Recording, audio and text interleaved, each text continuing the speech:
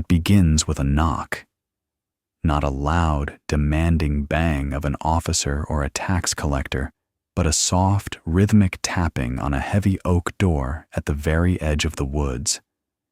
The year is 1348. The air in the village is thick with the smell of wood smoke and something far more sinister, the sweet, cloying rot of the great mortality. You are standing in the mud, your cloak pulled tight against a wind that feels like it's blowing straight from the grave. In your pocket, you feel the weight of a single silver groat. It is the last of your savings, the money meant for grain to survive the winter. But you aren't here for food. You are here for hope, because the world, as you knew it, has shattered. The church bells have stopped ringing for the living. They only toll for the dead now, a constant low vibration that seems to shake the very foundations of your soul. You've watched your neighbors vanish. You've seen the black crosses painted on doors. You've listened to the priests say this is God's wrath, a punishment for sins you don't even remember committing. But their prayers haven't stopped the swellings. Their holy water hasn't cooled the fevers, and so you have come here to this cottage that smells of dried mugwort and old secrets to see the woman the village whispers about in the safety of their own homes. Medieval Europe was a landscape of absolute crushing uncertainty. We often look back and see the cathedrals, the illuminated manuscripts, and the epic battles. But for the 90% of the population who lived in the dirt, life was a series of terrifying questions without answers. Will my child survive the winter? Will the crops fail and leave us to eat the bark off the trees? Is the man I love still alive on some muddy battlefield in France? Or is he a nameless corpse in a mass grave? In an era before science, before global communication, before any sense of a safety net, the future wasn't just a mystery, it was a predator. It was something that crept up on you in the night and took everything you loved without warning. The psychological pressure of this constant grinding fear is something we can barely imagine today. In our world, we have weather forecasts, medical insurance, and instant news. We have the illusion of control. But in the 14th century, there was no illusion. There was only the void. And into that void stepped the women who whispered the future. They were the cunning folk, the wise women, the ones who had learned to read the patterns in the chaos. While the elite of the world, the bishops, the lords, the scholars were busy trying to maintain a crumbling social order, these women were providing the only service that actually mattered to the common person, a glimpse beyond the veil. Think about the power of that. In a society that told women to be silent, to be invisible, to be nothing more than vessels for their husbands' legacies, these women became the ultimate authorities. They were the unofficial psychologists of the Middle Ages. They were the keepers of the community's darkest fears and most desperate hopes. When you walked into that cottage, you weren't just paying for a prediction. You were paying for the right to feel, for one brief moment, that you weren't entirely at the mercy of a cruel and random universe. But this power came with a price that would eventually drown the continent in blood. The same gift that made these women essential also made them targets. The line between a miracle and a curse was as thin as a strand of hair. If a wise woman predicted a recovery and the patient died, was she a failed healer or a successful murderer? If she saw a good harvest and the rains came, was it God's grace or her dark manipulation of nature?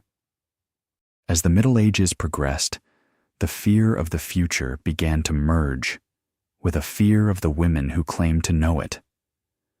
The whispers that once brought comfort began to sound like conspiracies. The incense of the church and the smoke of the cottage were about to meet in a fire that would burn for 300 years. But we aren't at the fires yet.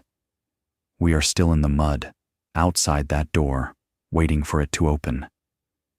We are in the shadowed age, an era where the boundary between the physical and the spiritual was so porous that you could feel the breath of the unseen world on your neck.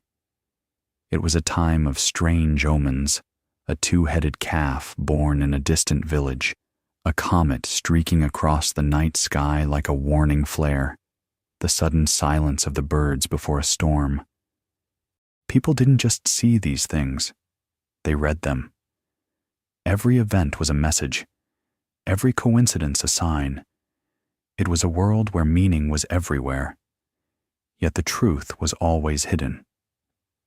To understand how these women rose to such influence, we have to understand the sheer scale of the desperation.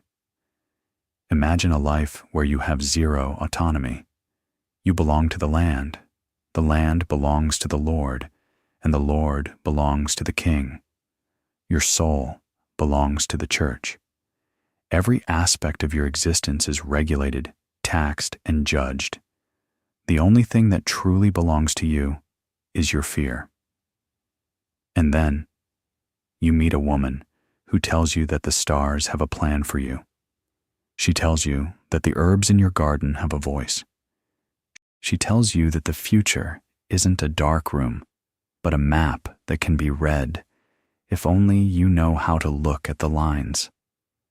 For a peasant in the 14th century, that wasn't just magic, it was revolution. It was the first time they were told that their individual life, their personal tragedy, their private hope actually mattered to the grand design of the cosmos. As we peel back the layers of this shadowed history, we will find stories that have been buried for centuries. We will meet the high-born ladies who risked execution to consult card readers. We will walk with the Roma travelers who brought the secrets of the East into the heart of the West. We will see how a simple washerwoman could become more powerful than a knight, simply by knowing which way the wind was going to blow. This is not just a history of fortune-telling. It is a history of the human heart under extreme pressure. It is a story of how we handle the unknown and the incredible, dangerous, and beautiful things we do when we are left in the dark. The door is about to open. The silver coin is in your hand. The woman inside is waiting. Are you ready to hear what the future has whispered about you? The door creaks open on hinges that haven't seen oil in years, and the first thing that hits you is the smell. It isn't the stench of the street or the heavy incense of the cathedral. It is the scent of 1,000 summers dried and hung from the rafters. You step into a world of suspended life. Bunches of mugwort, yarrow, saint, John's wort, and dried elderberry hang like skeletal ghosts from the ceiling, their brittle leaves shivering in the draught you've brought in. This is the domain of the village wise woman, the cunning woman, a figure who exists in the flickering shadows between the priest and the hangman. To your neighbors, she is simply Mother Weaver or Old Alice. But to the law and the growing whispers of the church, she is a problem that hasn't yet been solved. You find her sitting by a hearth that never quite goes cold. She doesn't look like a sorceress from a storybook. She is weathered, her skin mapped with lines like the very parchment the scholars in the cities guard so jealously. Her hands are stained green and brown from a lifetime of crushing stems and digging roots. In the medieval village, this woman was the unofficial heart of the community's survival. While the official world was run by men in robes and armor, the practical world, the world of birth, pain, and loss, was run by her. She was the midwife who caught the screaming newborn in the dark. She was the veterinarian who knew why the plow horse was limping. She was the lawyer who settled disputes over property lines by pointing to the ancient memory of the soil. And most importantly, she was the one you went to when you needed to know if your life was worth continuing. The term cunning folk is an old one, and it carries a weight we've mostly forgotten. In the English of the time, to be cunning didn't mean to be deceptive. It meant to be kenning, to have knowledge. Specifically, the kind of knowledge that couldn't be found in a prayer book. This was the science of the poor. In an era where a university-trained physician was a luxury only the highest nobility could afford, the wise woman was the only doctor the 99% would ever see, but her medicine was inseparable from her magic. To her, there was no difference between the chemical property of an herb and the spiritual essence of the plant. If she gave you a tea for a fever, she also gave you a charm to speak while drinking it. To her, the body was a landscape where the physical and the supernatural were constantly at war, and she was the only one who knew the terrain. Imagine the psychological burden she carried. In a village of perhaps 200 people, she knew every secret. She knew who was sleeping with whom. She knew who had stolen a pig 3 winters ago. She knew which husband was beating his wife, and which mother was terrified her milk had dried up because of a curse. The wise woman was a living archive of human fragility. People didn't just pay her for herbs, they paid her for her silence. She was the only person in the village you could speak to without the fear of being judged by the church or reported to the Lord. In that sense, she was the first therapist, the first counselor. But that knowledge was a double-edged sword. To know everything about your neighbors is to have power over them, and in a tight-knit community, power breeds a very specific kind of resentment. She lived on the fringes, usually on a piece of land no one else wanted, or at the very edge of the parish boundary. This wasn't always by choice. The wise woman occupied a liminal space. She was in the village, but not of it. She was needed, but she was never quite welcomed at the center of the social circle. There was a transactional nature to her relationships. You loved her when your child was choking on a fever, but you crossed the street when you saw her at the market. You called her a saint when she found your lost cow, but you wondered if she was the one who had made it wander off in the first place, just so she could be paid to find it. This tension was the air she breathed. Every successful cure was a testament to her skill, but every failure was a potential death warrant. If the cow died after she blessed it, the blessing was suddenly seen as a curse. This gendered division of labor is one of the most striking aspects of the medieval social fabric. Men held the titles, but women held the secrets. While a priest could offer you the promise of a better life after you died, the wise woman offered you a better life while you were still breathing. She offered agency. In a world where you were told that everything was the will of God, she suggested that perhaps you could influence that will. If you were being bullied by a powerful neighbor, she didn't tell you to turn the other cheek. She gave you a piece of iron to bury under their doorstep to turn their luck. She gave the powerless a sense of control, and that is perhaps the most dangerous magic of all. But why were these roles almost always filled by women? Part of it was practical. Women were the ones tasked with the care of the home, the garden, and the sick. They were the ones who spent their days in the woods gathering food and fuel, learning which berries brought sleep and which brought death. But there was also a darker reason. In the medieval mind, women were seen as more porous than men, more susceptible to the influences of the spirit world, whether those influences were divine or demonic. Because they were excluded from the formal structures of power, the church, the universities, the guilds, women turned to the only power that didn't require a seal of approval: the power of nature and the power of the unseen. The wise woman's cottage was a laboratory of the human soul. On her shelves you might see jars of thieves' vinegar or eye bright for those losing their sight. You might see strange stones with holes through the middle, hag stones hung over the door to prevent nightmares. But the most important tool she possessed was her voice. The charms she spoke were rhythmic, repetitive, and deeply hypnotic. They were a blend of distorted Latin prayers, ancient Germanic pagan remnants, and simple rhyming couplets.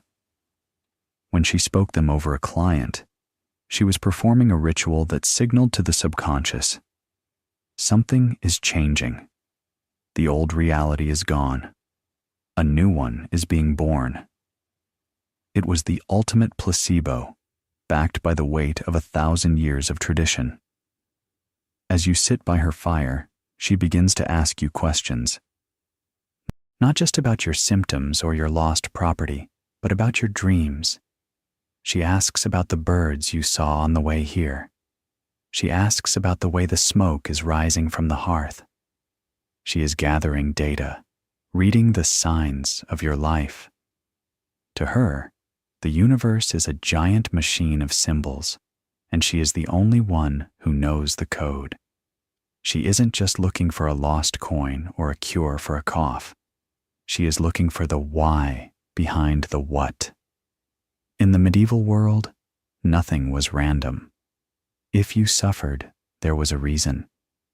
And the wise woman was the one who could find that reason and, for a price, fix it. This was the social contract of the village. The cunning folk were the invisible infrastructure of the Middle Ages.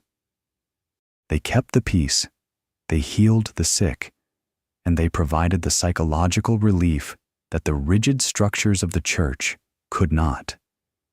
They were the masters of the gray areas. But as we move further into this history, we will see how those gray areas began to darken. The church was becoming more centralized, more jealous of its authority. The idea that a peasant woman could have a direct line to the unseen world without a priest as a middleman was becoming intolerable. The wise woman was about to be rebranded. The healer was about to become the witch. The secrets she held were about to be used as fuel for the very fires that would eventually claim her. But for now, in the 14th century, she is still Mother Weaver. She is still essential. And as she reaches for a deck of stained, hand-painted cards or a bowl of dark water, you lean in, desperate to hear the first whisper of what tomorrow has in store. She reaches beneath her stool and pulls out a simple bowl of dark, unglazed earthenware. It isn't silver. It isn't gold. It hasn't been blessed by a bishop in a cathedral. She fills it with water from a nearby bucket, then pauses, reaching into a small jar to drop a single bead of black oil or a smudge of soot into the center. This is the showstone, or the shoe bowl, the most common tool of the medieval seer. You might call it scrying, but to her, it is simply opening a window.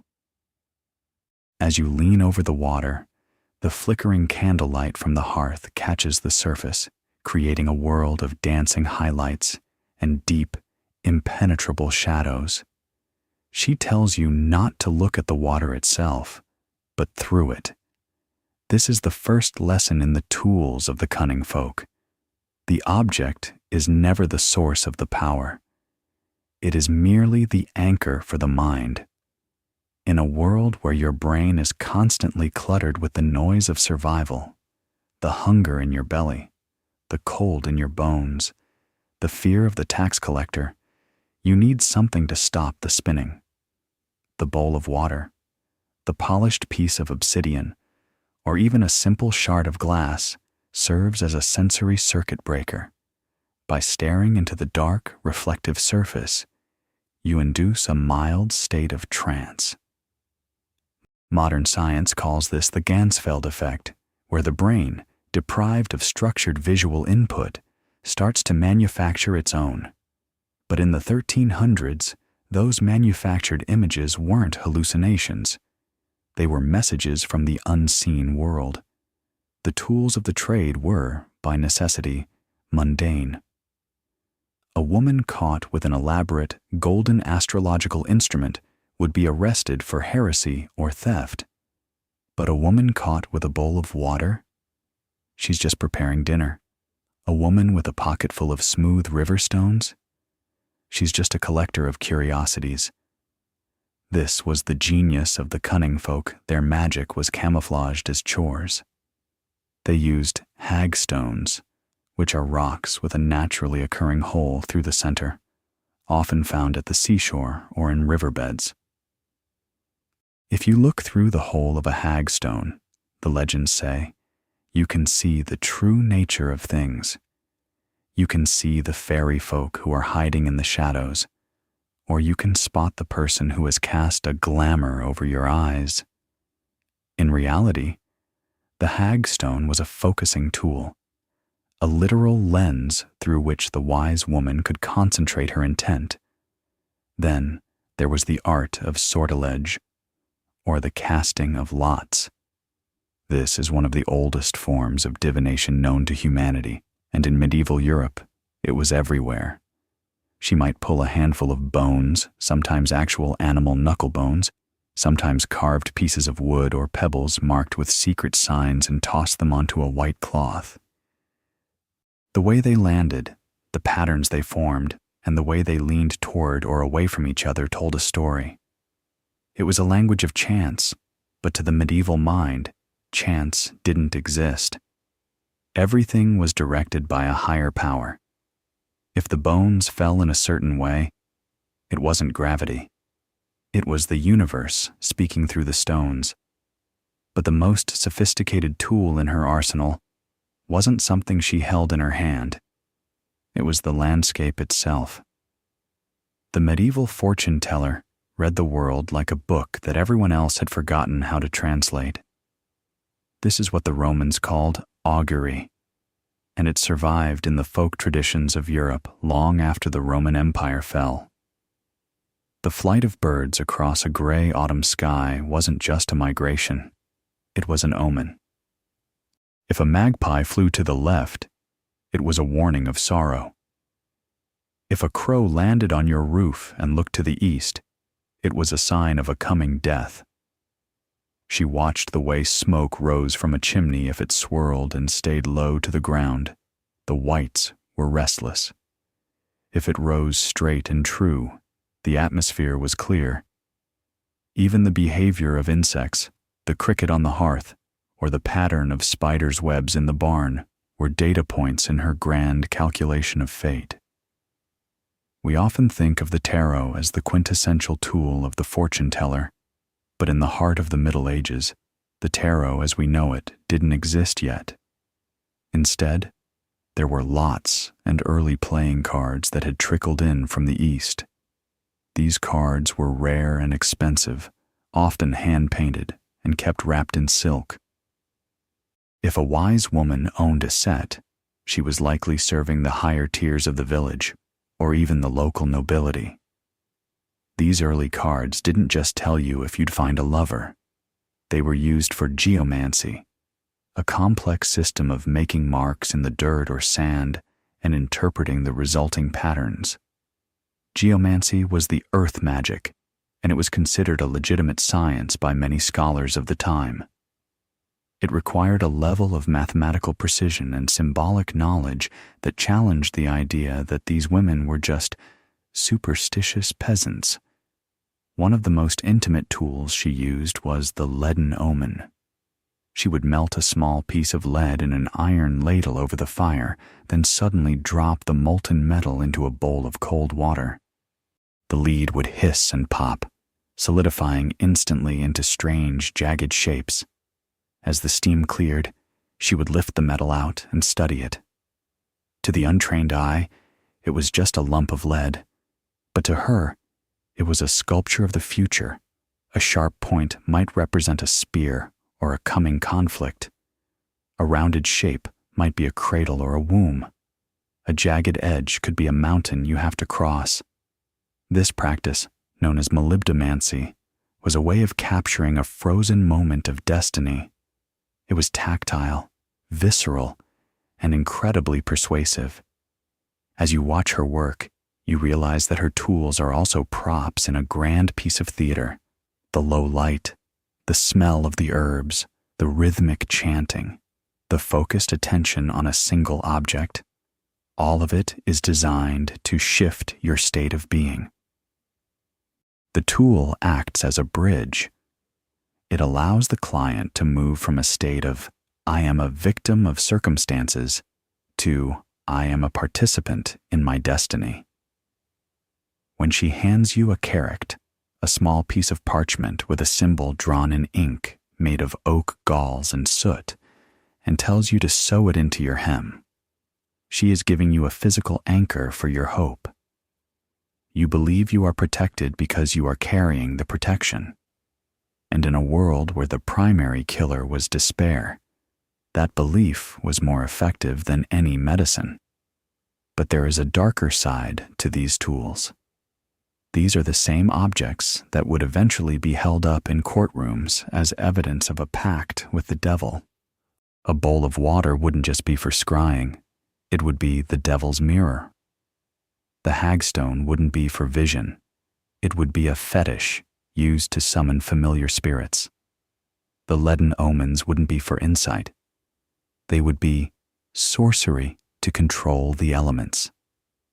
The tools that provided comfort in the 14th century would become the evidence for execution in the 16th. The very mundane nature of these objects, the fact that they were in every kitchen and every field, meant that any woman could be accused at any time. Every household was a potential crime scene. Yet, despite the danger, the tools survived. They were passed down from mother to daughter, hidden in the hollows of trees or buried in the garden when the witch finders came through. They survived because they worked, not necessarily because they changed the weather or predicted the exact day of a king's death, but because they changed the person using them. They provided a sense of order in a world of chaos. They gave a voice to the voiceless.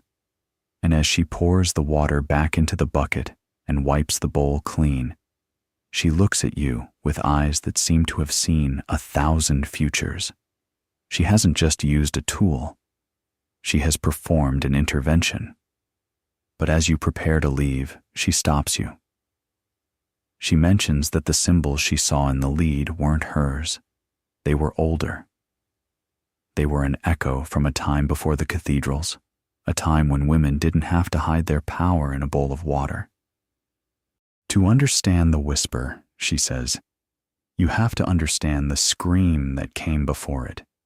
The wise woman in her cottage is not a new invention. She is a ghost.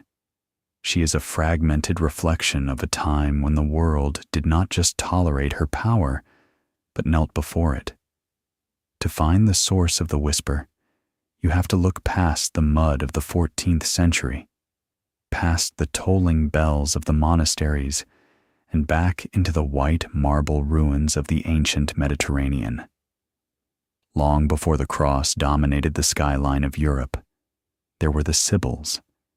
They were the original architects of the future, women whose words were considered so sacred that emperors would not go to war and kings would not take the throne without their consent. They were not outcasts living on the fringes of society. They were the very center of it. Imagine the Temple of Apollo at Delphi.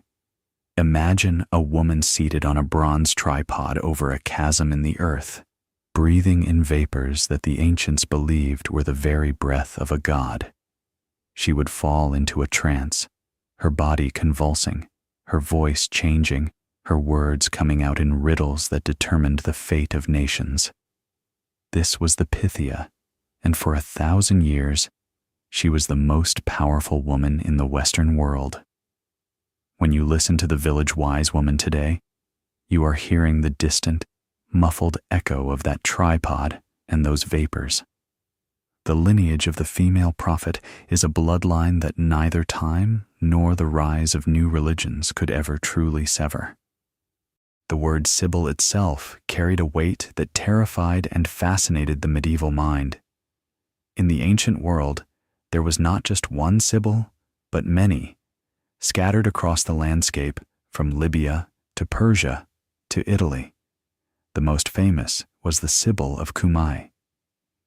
Legend says she was offered anything she wanted by the god Apollo in exchange for her love. She picked up a handful of sand and asked to live for as many years as there were grains in her hand. But she forgot to ask for eternal youth. She lived for 1,000 years, her body withering away until she was so small she had to be kept in a glass jar, and when children asked what she wanted, she would whisper only one thing: "I want to die." But even as she withered, her voice remained. Her prophecies were collected into the Sibylline books, the most guarded secrets of the Roman Empire. These books were consulted only in times of extreme crisis plagues, famines, or the threat of total annihilation.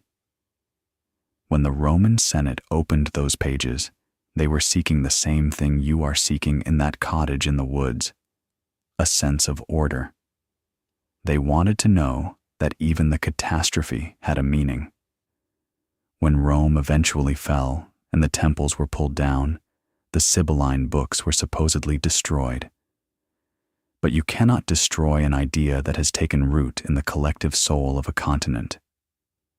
The memory of the Sibyl stayed. It lived on in the folk tales, in the hidden traditions of the country people, and strangely enough, within the very church that sought to replace the old gods. This is one of the great ironies of history. The early Christian church, as it spread through Europe, found that it could not simply erase the figure of the female prophet. People were too attached to her. They needed her. So the church did something brilliant and subversive. They rebranded the Sibyls. They claimed that these ancient pagan women were actually unknowingly prophesying the coming of Christ. They brought the Sibyls into the cathedrals. They painted them on the walls. They wrote them into their hymns.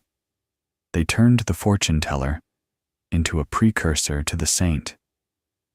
By doing this, they preserved the archetype of the wise woman, even as they sought to control her. But while the church was busy honoring the dead Sibyls in their artwork, the living echoes of those women, the healers and seers in the villages, were becoming a threat. The Sibyl in the painting was safe because she was silent. The wise woman in the village was dangerous because she still spoke. She carried the ancient echo in her bones. She knew the old names for the herbs.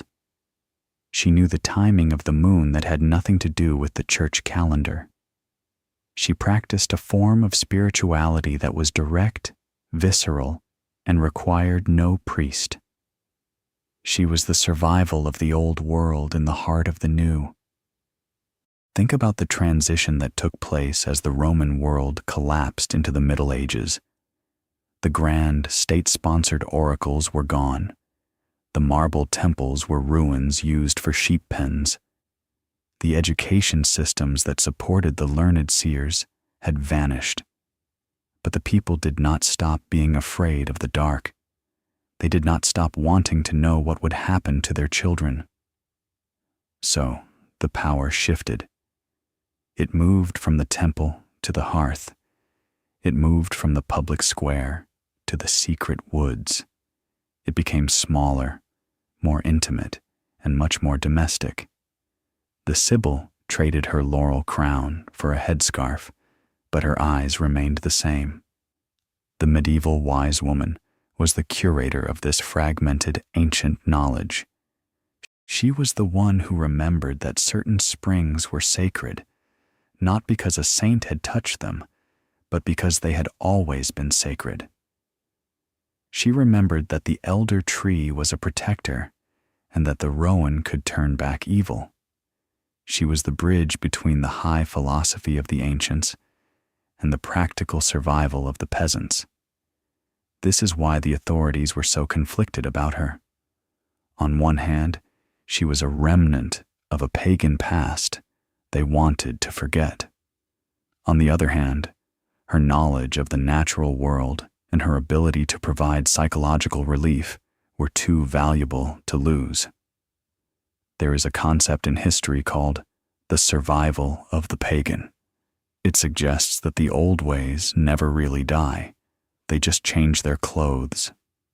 The fortune-telling techniques we see in the Middle Ages, the scrying, the lots, the reading of omens, are almost identical to the practices found in ancient Greece and Rome. When the wise woman looks at the flight of birds, she is practicing the same art as the Roman augurs. When she reads the lines on a hand, she is following a tradition that stretches back to the palaces of the East. She is the living proof that the human psyche has a default setting when it comes to the unknown. We want signs. We want symbols. We want to believe that the universe is talking to us. The ancient echo is also about the power of the female voice.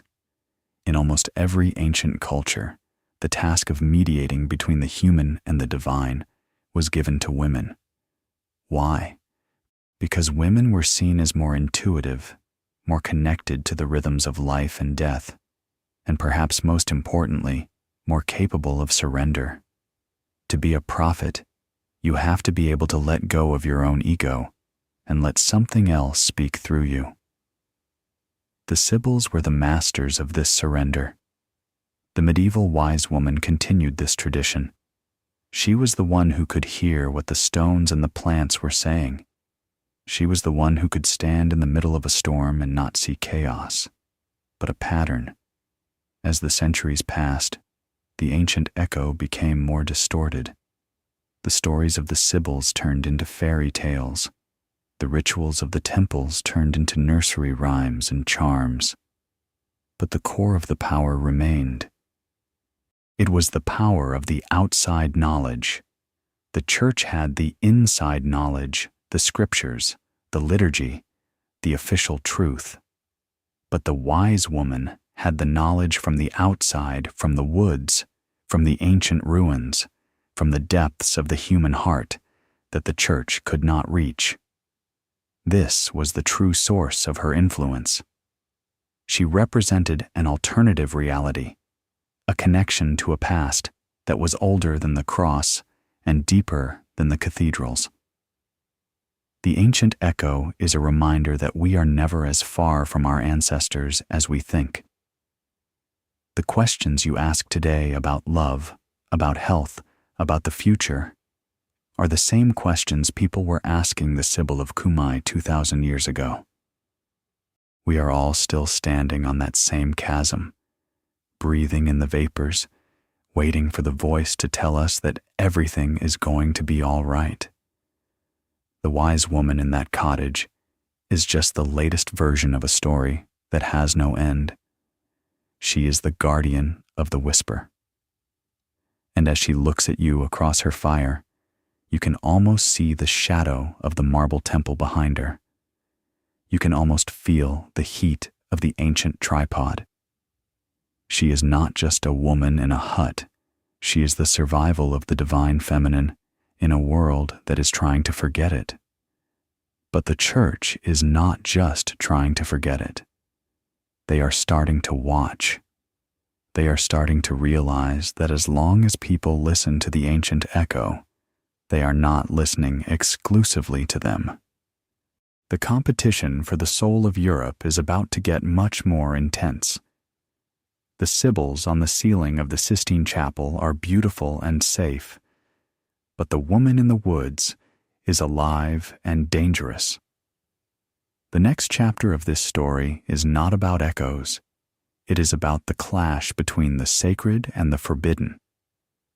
It is about a woman named Hildegard who tried to bring the echo into the light, and the thousands of others who were forced to keep it in the dark.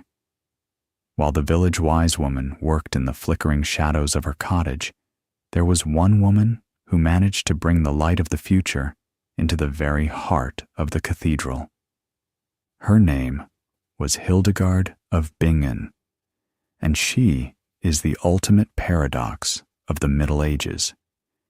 In a world where a woman claiming to have visions could be silenced, imprisoned, or worse, Hildegard became one of the most respected advisors to popes and emperors. She was a composer, a scientist, a doctor, and most importantly, a seer who claimed her knowledge came directly from the living light. If the cunning woman was the shadow, Hildegard was the flame. To understand the history of the female voice in the Middle Ages, you must understand how she walked the razor's edge between being a heretic and becoming a saint. Hildegard's story begins with a flash of light so intense that it stayed with her for 80 years. From the age of 3, she experienced visions that she described as the reflection of the living light. She didn't see these things with her physical eyes or hear them with her ears. She experienced them in her waking soul. For decades, she kept these secrets hidden, terrified of what a patriarchal church would do to a woman who claimed to have a direct line to the divine. It wasn't until she was 42 years old that she felt a command so powerful she could no longer ignore it. Write down what you see. But Hildegard was smart. She knew that for a woman to be heard, she had to frame her power in the only way the Middle Ages would accept. She called herself a fragile vessel, a poor little figure, a feather on the breath of God. By presenting herself as weak and uneducated, she bypassed the jealousy of the male scholars. She wasn't claiming her own brilliance. She was claiming God's. This strategic humility was her armor. When the church sent a commission to investigate her, they found a woman who was deeply pious, strictly organized, and undeniably gifted. Pope Eugenius III eventually gave her his official blessing, a rare and extraordinary move. This approval transformed her from a potentially dangerous mystic into a sanctioned prophet. Suddenly, the same people who would have accused a village woman of witchcraft were writing letters to Hildegard, begging her to tell them what the future held for their souls and their kingdoms. But Hildegard's visions weren't just about the afterlife. Like the cunning women in the villages, she was deeply connected to the natural world. She wrote some of the most comprehensive medical texts of the era, Physica and Cause and Cure. She didn't see nature as something to be conquered, but as a living system infused with viriditas, or greening power. She believed that every plant, every stone, and every element carried a specific energy that could heal or harm.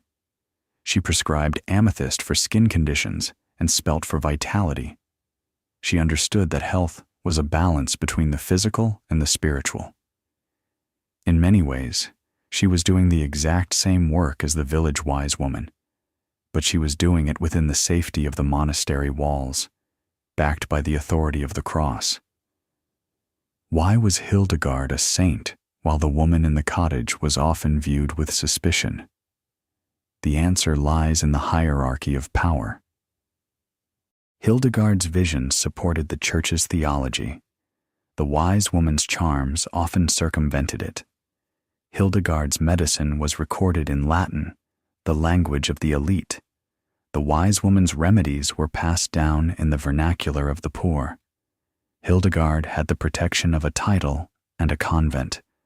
The wise woman had only her reputation. Yet, both women were tapping into the same ancient well of female intuition and ecological knowledge. Hildegard's success shows us that the Middle Ages were not entirely closed to the female voice.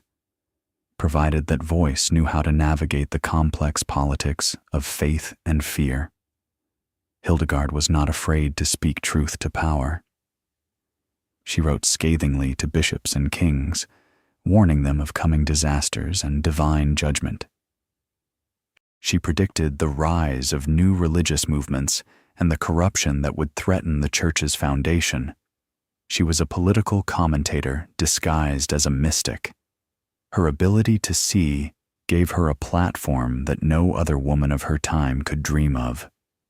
She traveled across Germany on preaching tours, speaking to crowds of men and women at a time when women were forbidden from teaching in public. She was the Sibyl of the Rhine, a living bridge between the ancient oracles and the modern intellectual. But even for Hildegard, the line was thin. Toward the end of her life, she was placed under interdict, a form of collective punishment that forbade her and her nuns from singing or receiving the sacraments. The conflict was over her decision to bury a young nobleman in her convent cemetery, a man the Church claimed had been excommunicated. Hildegard stood her ground, insisting that she had a vision confirming the man's salvation. She was willing to risk her soul's safety to defend her inner truth. Eventually, the interdict was lifted, but it serves as a stark reminder. No matter how high a woman rose, the structures of male authority were always ready to pull her down if she became too independent. Hildegard's legacy is a testament to the endurance of the female seer. She proved that a woman could be a master of the mind and the spirit simultaneously. She didn't just whisper the future, she composed it into music and painted it into vibrant, terrifying illuminations. When you look at her artwork today, spirals of fire, cosmic eggs, and the celestial hierarchy, you aren't just seeing religious art. You are seeing a woman's internal map of the universe. She was a fortune teller, in the grandest sense, predicting the spiritual destiny of humanity itself. As we look back at the Middle Ages, we see Hildegard of Bingen as a lighthouse in a dark sea. She represents what was possible when a woman's gift was recognized and nurtured. But she also highlights the tragedy of the thousands of other women whose living light was mistaken for a devil's fire. For every Hildegard who was canonized, there were countless mother weavers who were forgotten or destroyed. The whisper of the future was a dangerous thing to hold, whether you held it in a monastery or a hut. As the 14th century turned into the 15th, the Church's tolerance for fragile vessels like Hildegard began to wane. The light she had brought into the cathedral was about to be eclipsed by the smoke of the Inquisition. The Rangioi between the saint and the seer was about to become a battleground, and the first weapon used in that war was the one thing these women were never supposed to have: the written word. In the silent, dust-filled corners of a 14th century scriptorium, there is a sound more dangerous than the sharpening of a sword: the soft, rhythmic scratching of a quill against parchment. To us, literacy is a basic right, but in the Middle Ages, it was a superpower. It was a fortress built by the Church and the nobility, designed to keep the world's secrets locked away in a language Latin that only a fraction of the population could understand. For a woman to reach out her hand and take hold of a book was not just a pursuit of knowledge, it was an act of high-stakes rebellion. This was the era of forbidden literacy, where the ability to read was often mistaken for the ability to cast spells, and where a hidden notebook was more incriminating than a poisoned dagger. For most of the medieval period, the written word was a male-only domain. If a woman was caught reading, she was viewed with immediate suspicion. What was she looking for? What was she planning? The authorities knew that if you control the narrative, you control the people.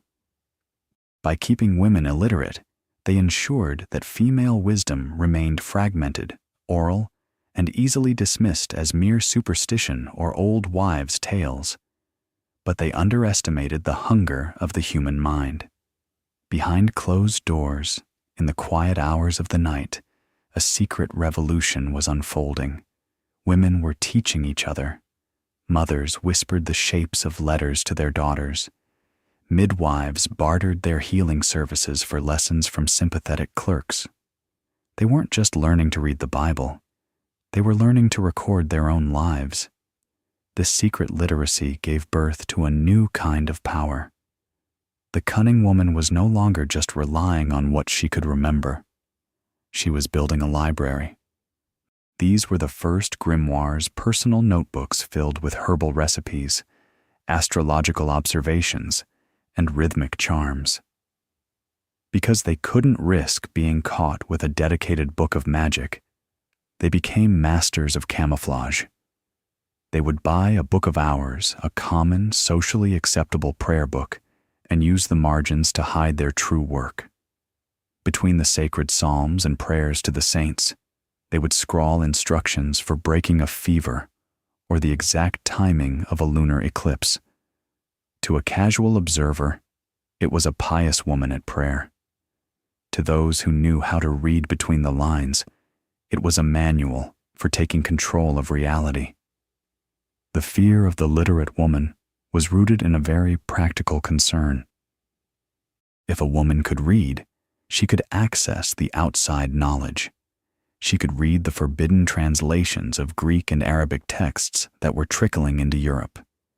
She could study the stars with the same precision as a university astronomer. She could compare the official truth of the church with the observations she made in her own garden. This made her impossible to manage. She could no longer be told that her suffering was purely the will of God if she could read a text that explained the biological cause of an illness. Literacy provided an exit ramp from the cycle of blind obedience. It allowed women to build a bridge across generations, ensuring that their discoveries weren't lost when they died. In the legal records of the time, the presence of a book or a written charm was often the turning point in a trial. In 1324, the trial of Alice Kyteler in Ireland featured accusations that she possessed unholy writings used to summon spirits. The idea that a woman could hold a physical object that contained hidden power was terrifying to the male establishment. They called it the black art, but often it was just the art of writing. They feared that a woman with a pen could rewrite the social order. They weren't entirely wrong. By recording their knowledge, these women were claiming that their experiences were worthy of being preserved. They were saying that the history of birth, healing, and survival was just as important as the history of wars and kings. As we move toward the end of the Middle Ages, the tension surrounding the literate woman reaches a breaking point. The invention of the printing press was about to explode the availability of information, making it even harder for the authorities to gatekeep knowledge. The response was a massive crackdown. The forbidden literacy was used as a primary indicator of witchcraft. If a woman was found with a book she couldn't explain, or a scrap of parchment with strange symbols, the logic was simple. She must be communicating with the devil. The very tool that offered freedom was now being used as a trap. But the fire had already started. The whispers of the future were no longer just spoken. They were written down, chiseled into the memory of a lineage that refused to be erased. The woman in the cottage now had a quill, and she was about to write a story that would haunt the world for centuries. Money in the Middle Ages was more than just silver and copper. It was a rare form of oxygen for a woman. If you were born female in the year 1400, your economic destiny was almost entirely tethered to to a man, be it a father, a husband, or a son. You could not easily own property. You were barred from the powerful guilds, and your labor in the fields or the home was largely invisible and unpaid. But for the woman who knew the secrets of the future, a different economy existed. This was the business of fate, a high-stakes marketplace where uncertainty was the commodity and information was the currency. By selling glimpses of tomorrow, these women were doing something revolutionary. They were building a life of financial independence in a world designed to keep them dependent. The transaction usually began with a simple gesture, crossing the palm with silver. This wasn't just a quaint tradition. It was a contract. By accepting payment, the fortune teller transitioned from a neighbor to a professional. In the villages, the fees were often modest: a few eggs, a loaf of bread, or a small coin for a simple palm reading. But as a woman's reputation grew, so did her market value. A skilled, cunning woman who could reliably find lost livestock or diagnose a mysterious illness became a vital economic asset to her community. People didn't pay her because they were gullible. They paid her because the cost of not knowing was higher than her fee. In a world with no insurance, a lost cow or a failed crop was a catastrophe. Her services were, in essence, a form of risk management. But as we move up the social ladder, the business of fate becomes a massive, hidden industry. In the cities and the courts, fortune-telling was a luxury service. High-born ladies and even powerful lords would pay staggering sums for a detailed astrological chart or a private consultation with a renowned seer. They didn't visit these women in muddy cottages. They received them in velvet-draped parlors or visited them in secret city apartments. Here, the fees weren't in eggs, but in gold florins and fine silks. This elite clientele allowed some fortune tellers to accumulate genuine wealth. They bought land, they employed servants, and they lived lives of luxury that would have been impossible through any other trade. Take the case of Alice Kittler in 14th century Ireland. She was a woman of immense wealth and power, married 4 times, each time increasing her fortune. While her success was partly due to her business acumen, the whispers in Kilkenny were that her true power came from her private oratory, where she supposedly consulted spirits to guide her investments. Whether she was truly a mystic or simply a brilliant financier using the aura of magic to intimidate her rivals, the result was the same. She was an independent woman with more money than many of the noblemen who despised her. To the establishment, her wealth was even more offensive than her supposed sorcery. A woman with money was a woman who couldn't be controlled. The economic power of the fortune teller also created a unique social standing. She was a businesswoman of the occult, a professional who set her own hours and chose her own clients. This autonomy was a direct challenge to the patriarchal order. In a society where women were supposed to be submissive, the fortune teller was an authority figure. She sat in the chair of judgment, and her clients, often men of higher social status, waited for her word. This reversal of power was only possible because she held a monopoly on a specific type of knowledge. As long as the future was a mystery, she held the keys to the kingdom. However, this financial success was a double-edged sword. Wealth made these women visible, and visibility was dangerous. The church and the state began to look at the profits of fortune-telling with a mix of greed and suspicion. If these women were making so much money, why wasn't the church getting a cut? If they were influential enough to advise lords, weren't they a political threat? The authorities began to frame their economic success as evidence of fraud or, worse, a pact with the devil. The logic was simple. No woman could be this successful through honest means. Her gold must be tainted. Despite the growing risks, the business thrived because the demand never wavered. Uncertainty is the one thing humans cannot stand, and the Middle Ages provided uncertainty in abundance. The fortune teller offered a psychological safety net that the official institutions could not provide. She offered a personalized, transactional relationship with the divine. You didn't have to wait for the afterlife for your reward. You could pay a shilling today and know if your ship would come in tomorrow. This was the ultimate service industry, and its survival across centuries is a testament to the resilience of women who realized that if they could master the future, they could finally own their present. In 1486, the scratching of the quill was replaced by the heavy, mechanical thud of the printing press, and the world of the wise woman changed forever.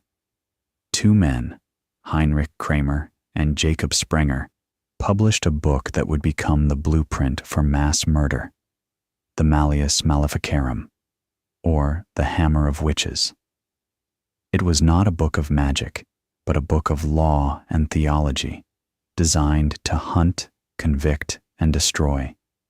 If the previous centuries had been a time of uneasy coexistence between the church and the folk healer, this book was a formal declaration of total war.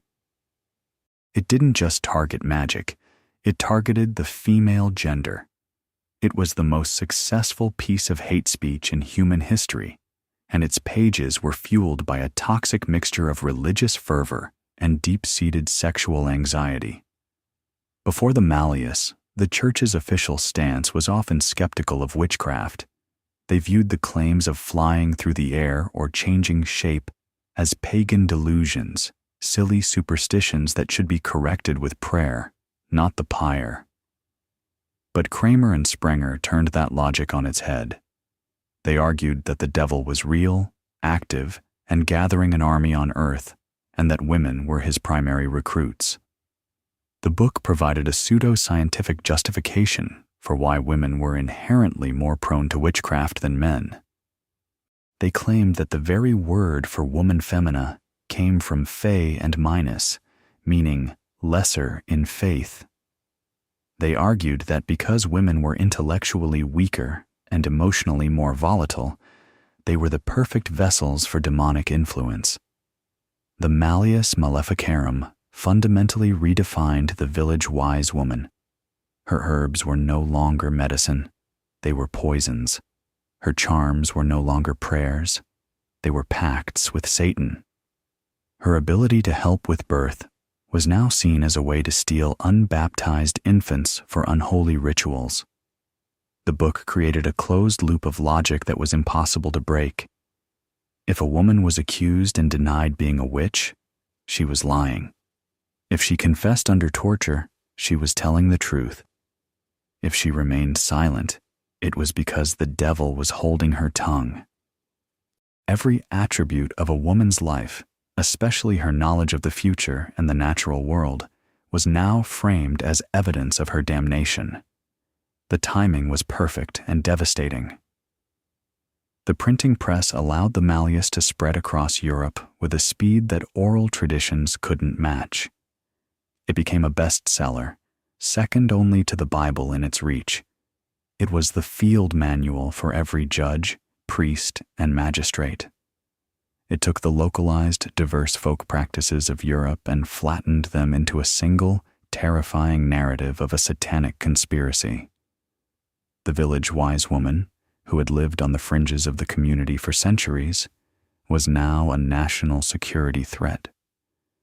The book stripped away her humanity and replaced it with a caricature of evil that persists in our culture to this very day. What is most chilling about the Malleus Maleficarum is its obsession with the female body. The authors detailed witch marks in sensitive spots on the skin where the devil had supposedly touched the woman. They described familiars in the form of cats or toads that sucked blood from hidden teats. They turned the intimate, private world of women into a landscape of horror. This wasn't just about theology. It was about the male establishment's fear of female reproductive power and independence. By criminalizing the midwife and the healer, they were asserting total control over the gates of life and death. The business of fate was being shut down by a centralized authority that would tolerate no rivals. The impact on the collective psyche was profound. Neighbors who had relied on a wise woman for years began to look at her with narrowed eyes. The psychological safety net she provided was torn to shreds. If you went to her for help, were you also a servant of the devil? The malleus turned the community against itself. It created an environment where the most vulnerable, the elderly widow, the independent healer, the woman with a sharp tongue, could be discarded in the name of religious purity. The book provided the legal framework to make the unthinkable acceptable. It taught the world that the only way to save a soul was to burn the body that housed it. As the 15th century drew to a close, the smoke of the first fires began to rise across Europe. The Malleus Maleficarum had provided the match and the wood. The ancient echo of the Sibyl was being drowned out by the screams of the accused. The cunning woman now had to make a choice. She could disappear, she could conform, or she could prepare for the inevitable knock on the door. The business of tomorrow was no longer about predicting the future. It was about trying to survive the present. The hammer was falling, and its weight was aimed directly at the heart of female wisdom. While the fires were lit in the name of God and the screams were silenced in the name of purity, there was a silent, cold calculation running beneath the surface of every witch trial. We have been told that the witch hunts were a result of mass hysteria or religious fanaticism, but if you follow the money, a much more cynical story emerges. This was the economics of fear, a period where human terror was monetized, and the professionalization of society required the systematic liquidation of those who held the old forms of power. The wise woman, the fortune teller, and the village healer weren't just spiritual rivals to the church. They were economic competitors in a market that was rapidly being closed off to them. To understand why the fires burned so brightly, you have to understand the rise of the university-trained male physician. For centuries, as we've seen, the wise woman was the primary healthcare provider. She was the one who understood the chemistry of the local flora, the psychology of the community, and the delicate art of birthing. But by the late 15th and early 16th centuries, a new class of men was emerging from the universities of Paris, Bologna, and Oxford. They had degrees in Latin, they had read the theories of Galen and Hippocrates, and they wanted a monopoly on the human body. However, they had a problem. They weren't very good at their jobs. Their treatments often involved bloodletting, toxic mercury, or abstract theories that did little to actually heal the sick. The village wise woman, with her practical knowledge of willow bark for pain or honey for wounds, was often much more effective. The male medical establishment couldn't outperform the wise woman, so they chose to outlaw her. They used the church's mounting paranoia to frame her success as demonic. If a woman healed a patient that a doctor couldn't, it wasn't because she was more skilled. It was because she had made a pact with the devil. By criminalizing the lay healer, the professional male doctor eliminated his competition. The medical field was being enclosed, much like the common lands of England, and those who had grazed their knowledge there for generations were now trespassers. This was the first great corporate takeover in history, and it was signed in blood. But the professionalization of medicine was only one part of the ledger. The legal system itself became a profit center. Witch hunting was not a volunteer effort. It was a career. Men like Matthew Hopkins, the self-proclaimed witch-finder general in 17th century England, turned the pursuit of evil into a lucrative business model. Hopkins and his associates would travel from town to town, charging massive fees for their services. They didn't just hunt for free. They demanded payment for the investigation, for the testing of the accused, and for the final execution. In a period of a few short years, Hopkins extracted more money from impoverished villages than most people would see in a lifetime. If there were no witches, Hopkins had no income. Therefore, his incentive was never to find the truth. His incentive was to find a guilty verdict. The economics extended to the very property of the accused. In many regions of Europe, particularly in Germany and France, the law allowed for the confiscation of a convicted witch's assets. When a woman was sent to the pyre, her land, her cottage, her silver, and her livestock didn't just disappear. They were divided among the state, the church, and sometimes even the accusers. This created a perverse incentive to target the wealthy independent women, the widows who had managed to hold on to their late husbands' estates, the successful fortune tellers who had built their own small fortunes, the women whose independence made them a target for those who wanted their land. The witch hunts were, in many ways, a massive redistribution of wealth from independent women to the patriarchal institutions of the state. Even the process of dying was a business. Historical records from the time reveal an almost incomprehensible level of cruelty in the final billing. When a woman was executed, her family was often sent a bill for the expenses of her own death. They were charged for the wood used for the pyre, the rope used for the hanging, the straw used to dampen the flames, and the fee for the executioner himself. They were even charged for the wine and food the guards consumed while they watched her die. It was a final economic insult, ensuring that the family of the witch was left not only grieving, but destitute, unable to mount any legal or social challenge to the authorities. We must also look at the broader shift from a communal economy to a centralized one. The wise woman and the fortune teller represented a form of open source knowledge. Their skills were passed down freely or bartered within the community. They were part of a horizontal network of mutual aid that had sustained the peasantry for 1,000 years. But the emerging modern state wanted vertical control. It wanted people to depend on official doctors, official priests, and official laws. By destroying the wise woman, the state was destroying the community's self-reliance.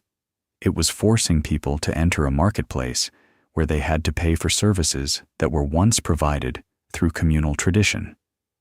Fear was the engine used to drive people toward these new, centralized institutions.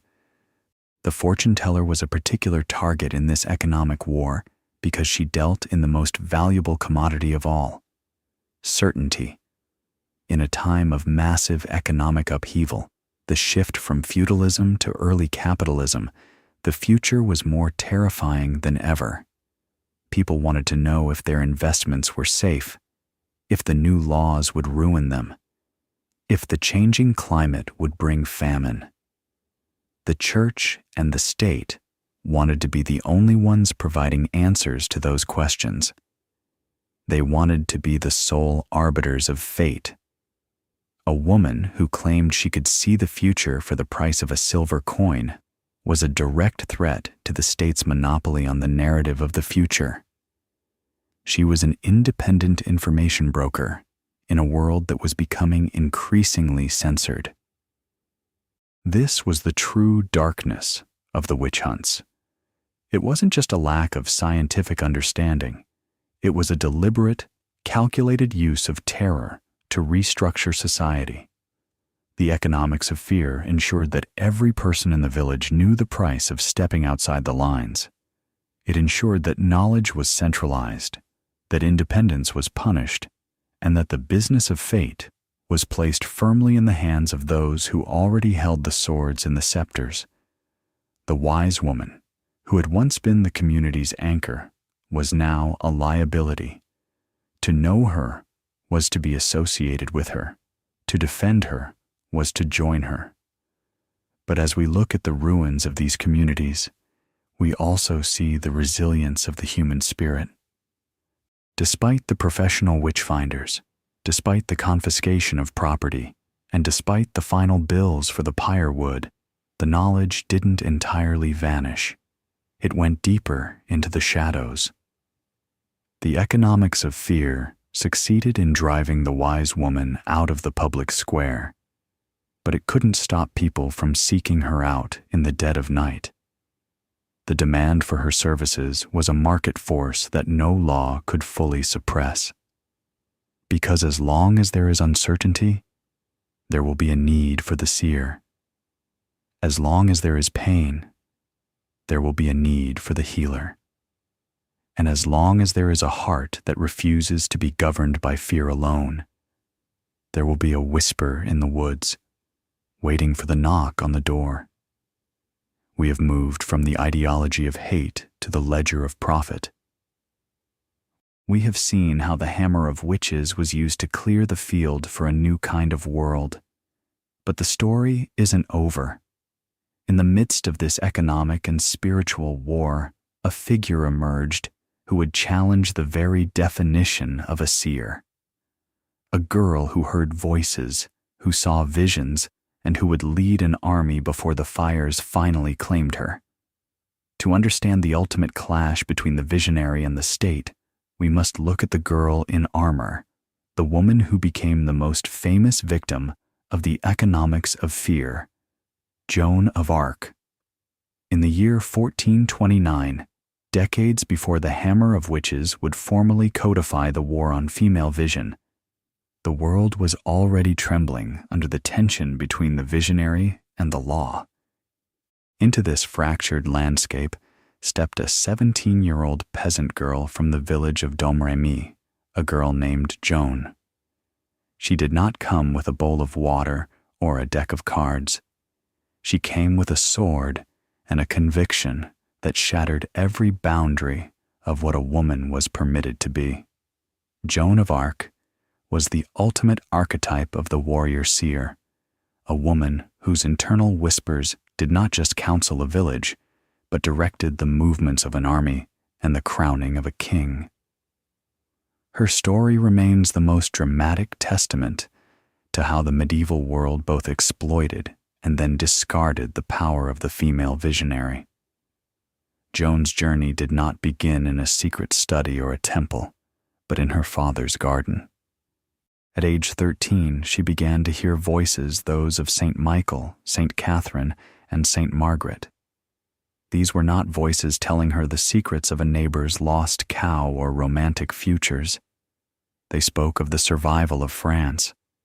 They told her that she, a girl who had never held a weapon, was the key to breaking the siege of the English at Orléans and restoring the true king to his throne. This was the highest stakes divination in history. Joan was not just predicting the future, she was claiming to be the engine that would drive it. To understand why anyone listened to her, you have to understand the utter exhaustion of the 100 Years' War. France was a broken nation, its soul crushed by decades of defeat. People were starving for a miracle, for any sign that God had not abandoned them. Joan was that sign, but she was a dangerous one. If she truly was sent by God, she was the most powerful person in the room. If she was a fraud or demon-possessed, she was a heretic who could lead the nation to damnation. The authorities did not know what to do with her, so they did what the elite always do when faced with a powerful woman. They interrogated her. At Poitiers, Joan was subjected to weeks of examination by the most learned theologians of the land. They were not looking for her military strategy. They were looking for her source. They were looking for those witch marks we discussed before. They were looking for any sign that her voices were from the devil. This was a trial before the trial, a vetting process to see if her prophecy was safe to consume. Miraculously, they found no fault in her. They declared her a daughter of God. In a brief, shining moment, the female seer was given official permission to be powerful. Joan's success on the battlefield was spectacular. She rode at the head of armies in white armor, her banner held high and the future clear in her eyes. Every victory was seen as a confirmation of her prophecy. The common soldiers followed her with a religious fervor that terrified the nobility. She was the Maid of Orléans, living proof that the unseen world was on their side. But this favor was conditional. As long as she was winning, she was a saint. The moment she was captured, the narrative began to shift. In 1430, Joan was captured by the Burgundians and sold to the English. Suddenly, the warrior seer was a prisoner, and the king she had crowned did nothing to save her. In the courtroom at Rouen, the voices that were once called divine were now labeled as diabolical. The trial was a masterpiece of political theater disguised as a religious inquiry. The judges were obsessed with two things: her voices and her clothes. Her wearing of men's armor was cited as proof of a depraved nature, a violation of the natural order that only a witch would undertake. Joan's trial was the ultimate confrontation between the individual visionary and the institutional machine. She stood alone, without a lawyer, facing dozens of the most powerful men in the church. They tried to trap her with complex theological questions, but her answers were brilliant, simple, and defiant. When they asked if she knew she was in God's grace, she replied, "If I am not, may God put me there, and if I am, may God so keep me." It was the perfect answer, one that even her enemies could not fault. But the verdict was decided before the trial even began. They did not just want to kill Joan. They wanted to destroy her reputation. They wanted to prove that the woman who had humiliated the English army was nothing more than a common fortune teller, a fraud who used magic to deceive the French king. They focused on her voices with a legal intensity, trying to force her to admit they were the work of spirits or fairies. They tried to take her spiritual authority and turn it into a crime.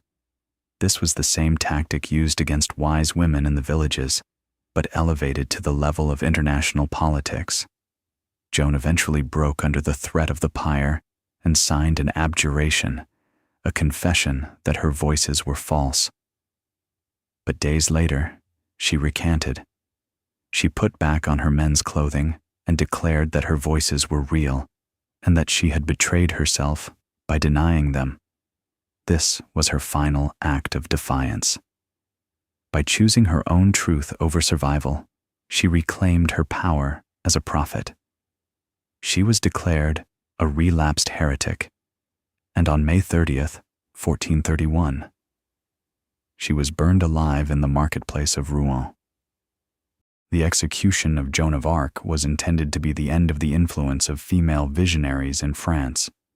But like the wise women we have studied, Joan's power only grew after her death.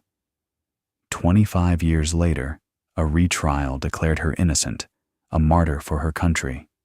500 years later, she was canonized. The church that burned her now kneels to her. She is the ultimate example of the cycle of the seer, hunted in the present, honored in the past.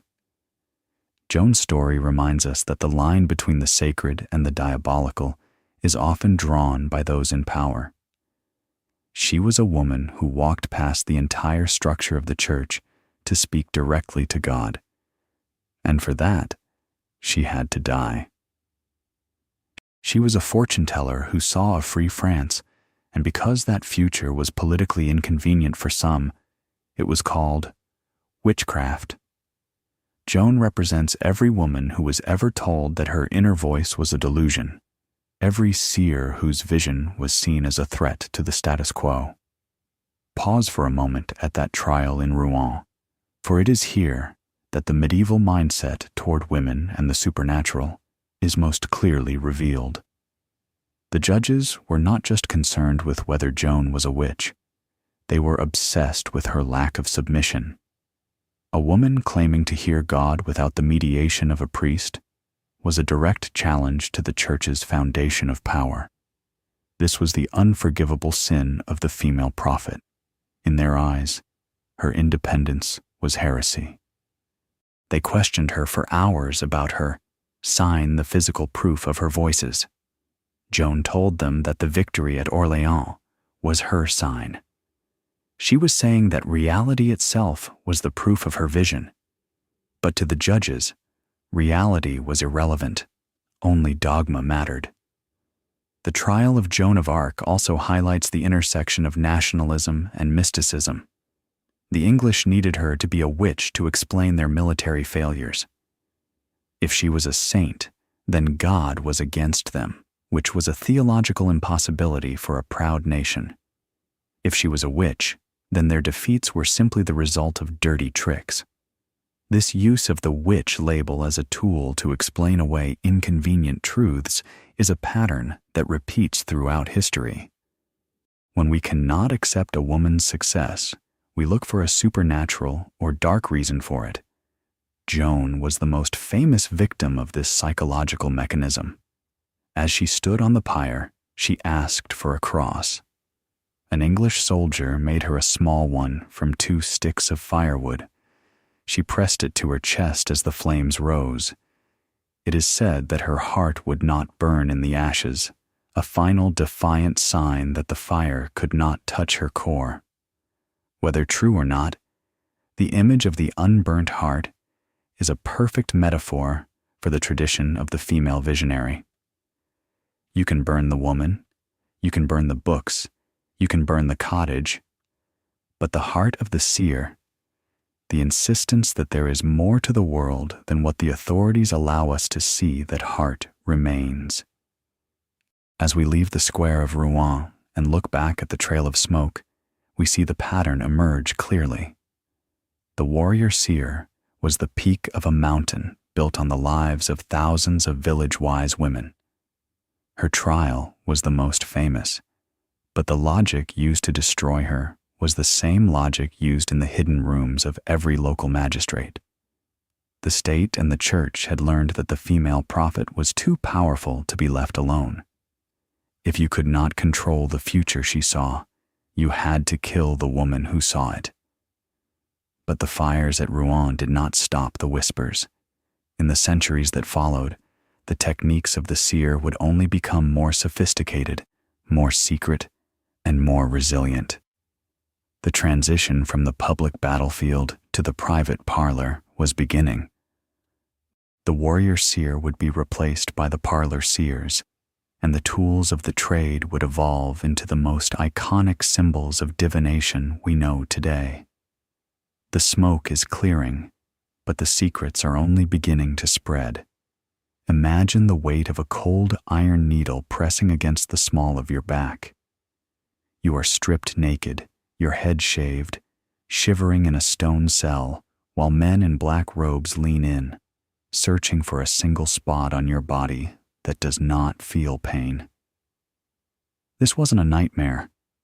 It was the standard operating procedure for the legal machine of the 16th and 17th centuries. This was the trial mechanics, the period where the intuitive wisdom of the seer was dragged into a courtroom and subjected to a logic so perverse that innocence was a mathematical impossibility.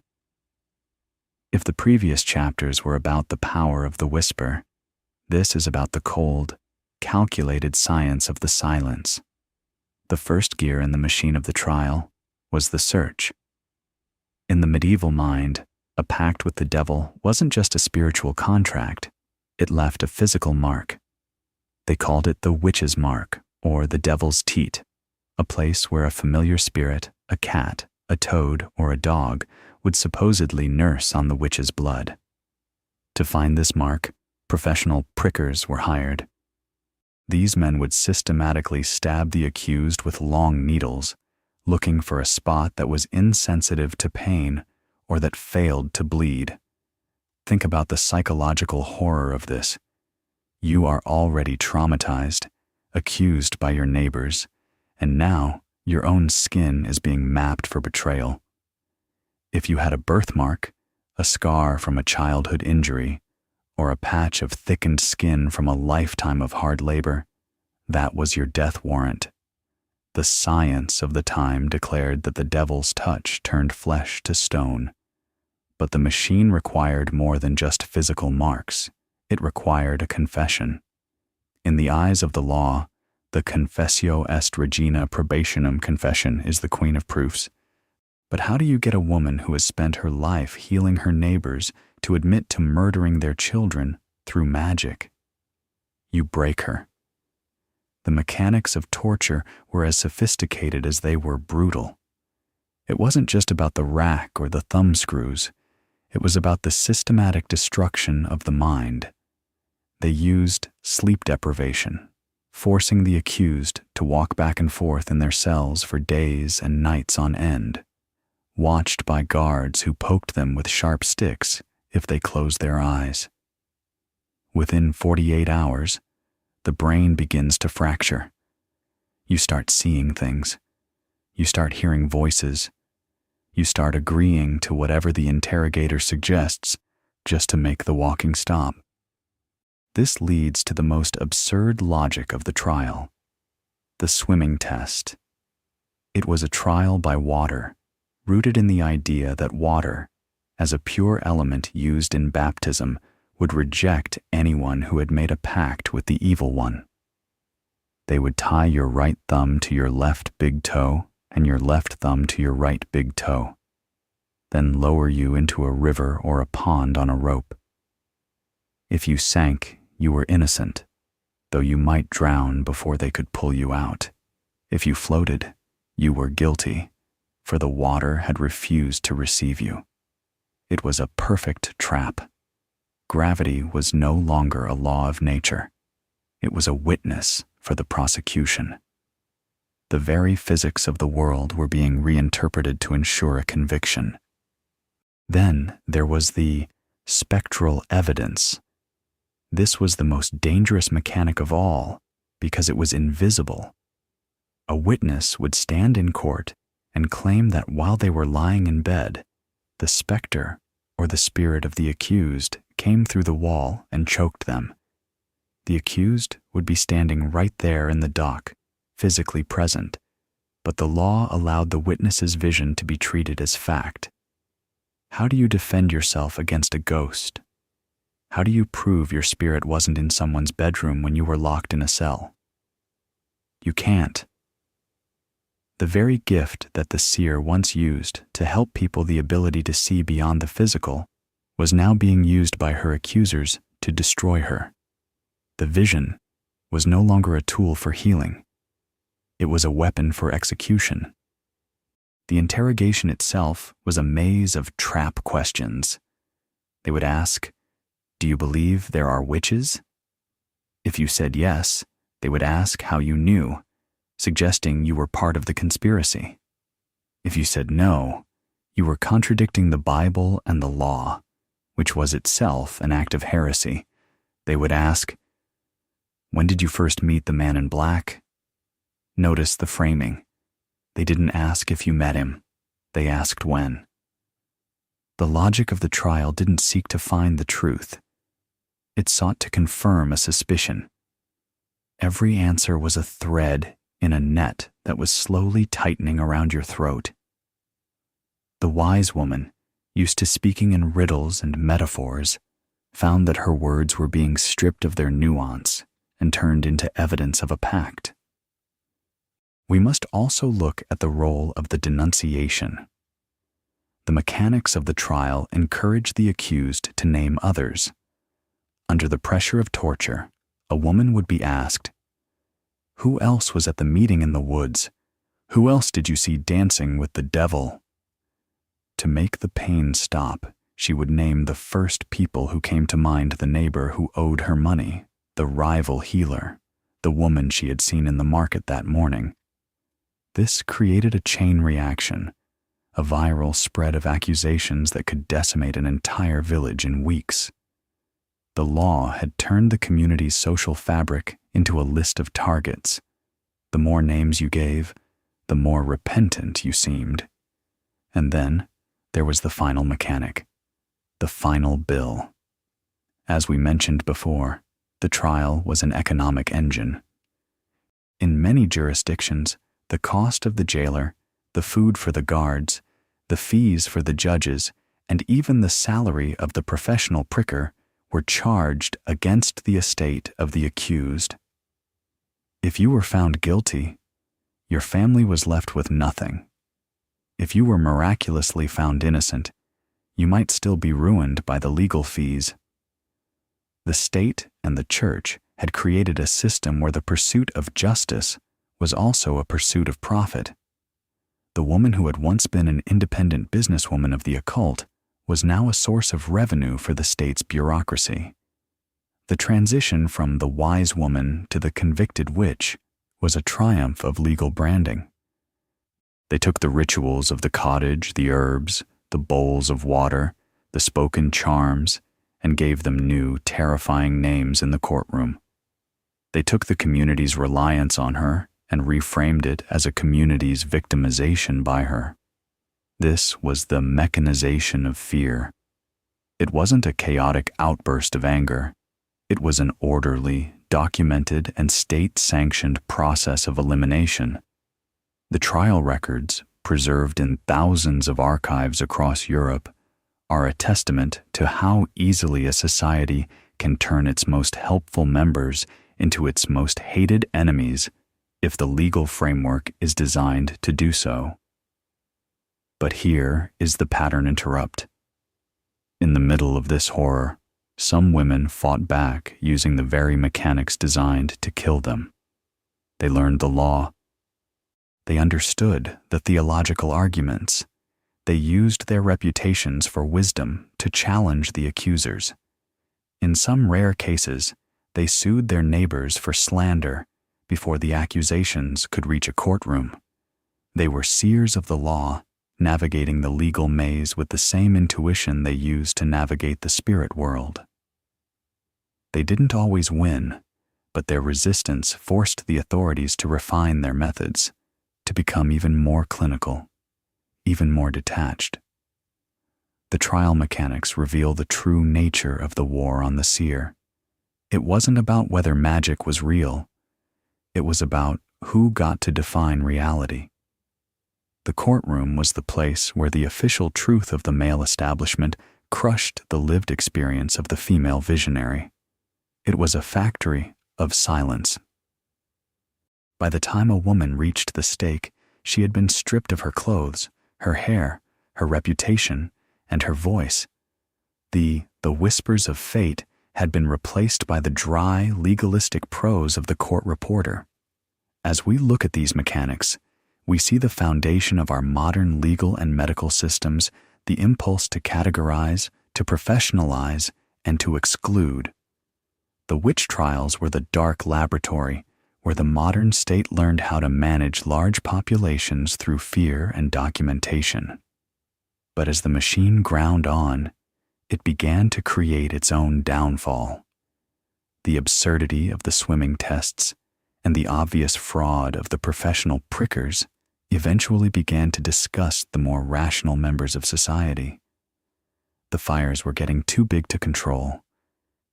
The secrets of the grimoires and the knowledge of the herbs were being replaced by something even more powerful: the rise of the skeptic.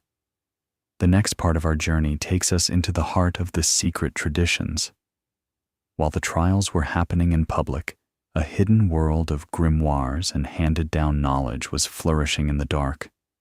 We are going to look at the actual books that survived the trials, the texts that women hid under floorboards and memorized in the dead of night. We are going to see how the forbidden literacy we talked about earlier, became the ultimate act of survival. The trial could kill the woman, but it couldn't kill the word.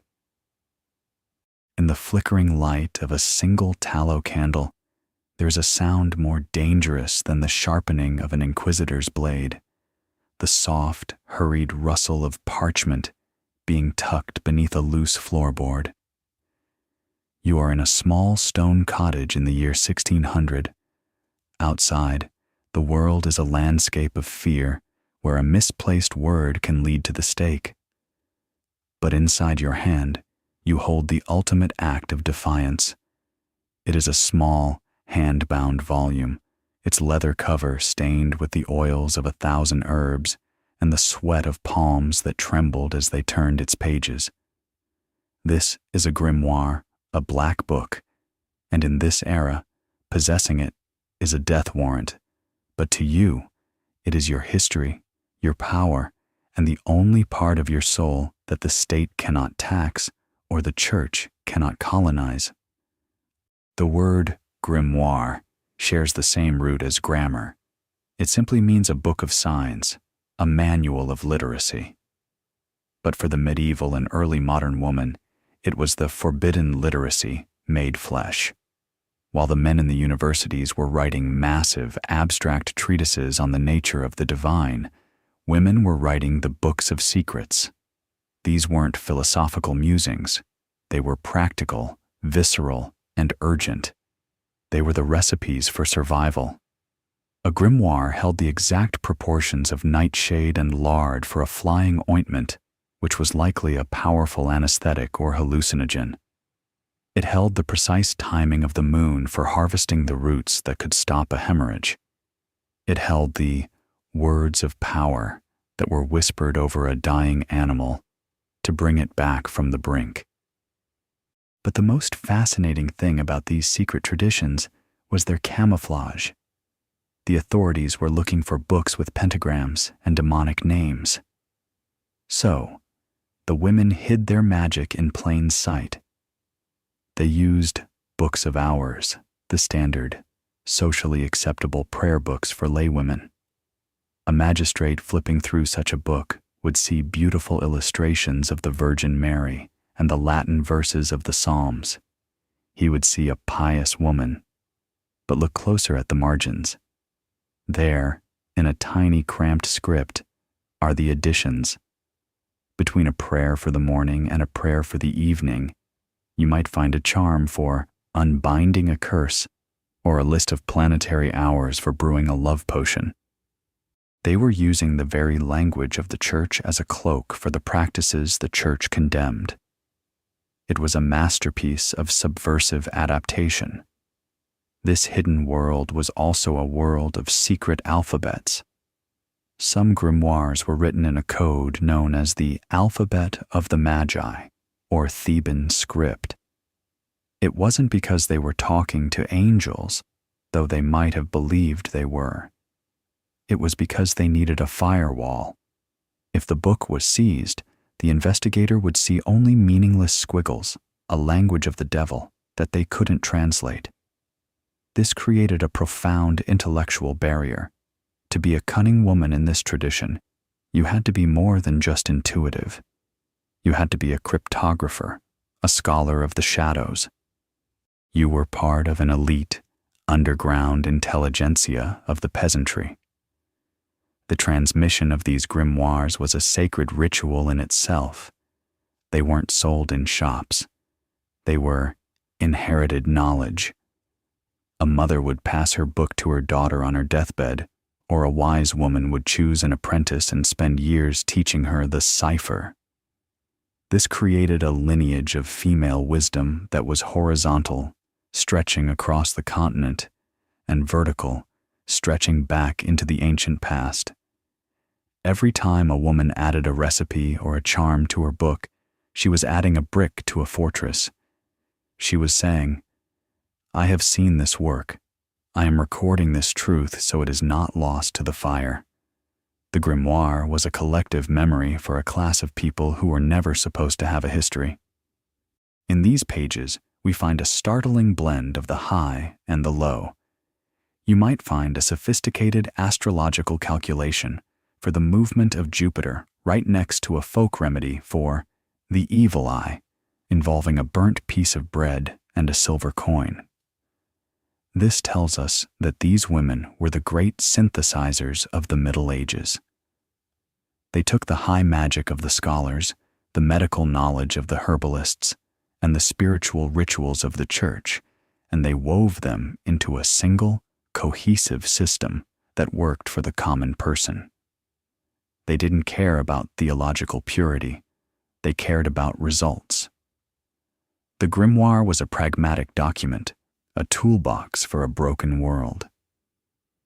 One of the most powerful secret traditions was the Book of Names. Many seers believed that to know the true name of a person, a plant, or a spirit was to have power over it. Their grimoires were filled with lists of names ancient, distorted, and phonetic echoes of Hebrew, Greek, and Arabic. When the cunning woman spoke these names in her rituals, she wasn't just making sounds. She was attempting to tap into the vibrational reality of the universe. She believed that the word itself was a physical force, a key that could turn a lock in the invisible world. This was the ultimate forbidden literacy. The belief that a woman's voice, backed by the written word, could command the elements. But as the witch trials reached their peak, the grimoire became the ultimate piece of evidence. Trial records are filled with descriptions of little books of sorcery found hidden in chimneys or buried in gardens. The authorities viewed these books as physical contracts with the devil. To them, the fact that a woman could write and possess secrets was the ultimate proof of her depravity. They burned the books as often as they burned the women. They understood that to kill the practice, you had to kill the record. They wanted to return the world to a state where women had no memory, no lineage, and no power. Yet, for every book burned, another was copied in secret. The secret traditions were resilient because they were rooted in the desperate needs of humanity. No matter how many grimoires were destroyed, people still wanted to know the future, and healers still wanted to record their cures. The tradition of the Black Book survived the pyres. It evolved into the Book of Shadows in later centuries, and its influence can be felt in every modern journal, every family recipe book, and every diary where a woman records her inner truth. As the wise woman closes her book and slides it back into the floorboard, she knows she is a keeper of a flame that is older than the church. The secret traditions are her armor. They are the proof that she is not alone. But even as she preserves these ancient whispers, a new group of seers is arriving in Europe.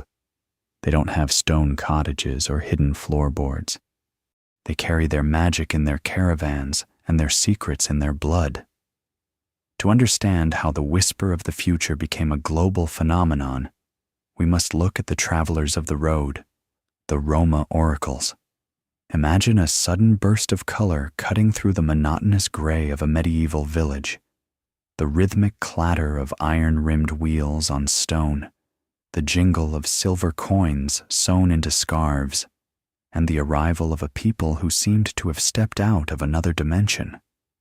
They were the Roma, and to the settled, suspicious eyes of Europe, they were the Egyptians, a name that would eventually be shortened to a word that carried both romance and poison: gypsies. While the local cunning woman hid her books under floorboards, the Roma carried their magic in plain sight, on their backs and in their blood. They didn't have a cottage or a parish boundary. They had the open road, and in their hands they carried the seeds of a revolution that would permanently tattoo the image of the fortune-teller into the Western mind. The Roma began appearing in the records of Western Europe in the early 15th century, but their true origin lay thousands of miles to the east in the northern regions of India. As they migrated across Persia, Armenia, and the Byzantine Empire, they acted like a cultural sponge, absorbing the astrological secrets of the East and the mystical traditions of the Mediterranean. By the time they reached the gates of Paris or the lanes of London, they possessed a toolkit of divination that made the local herbalist look like an amateur. They brought with them a specific figure, the Drabardi. These were the women of the Roma who were the keepers of the drab, the medicine, and the magic. To the Drabardi, fortune-telling wasn't just a spiritual practice, it was a sophisticated economic survival strategy for a people who were forbidden from owning land or joining guilds. What made the Roma oracles so uniquely powerful in the medieval and early modern psyche was the paradox of the outsider. If you went to the local wise woman, she knew your father and your sins. She was part of your social fabric. But the Roma woman was a total stranger. She had no stake in your village politics. She came from a place you couldn't imagine and spoke a language Romani that sounded like incantations. To the medieval mind, the further someone had traveled, the closer they were to the source of secret knowledge. The Roma leaned into this.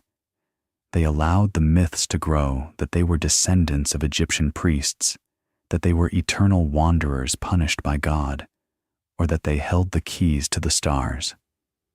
They turned their otherness into a brand. The primary gift the Roma brought to the masses was chiromancy, the art of palmistry. Before the Roma, reading the hand was a dense academic pursuit for male scholars in universities. The Roma took it to the streets. They taught the common people that their fate wasn't just written in the stars, but etched into their very skin.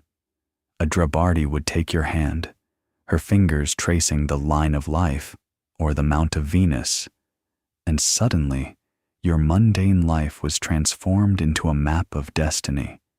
It was intimate, tactile, and incredibly persuasive. For a few coins, she gave the illiterate peasant a story that was literally in the palm of their hand.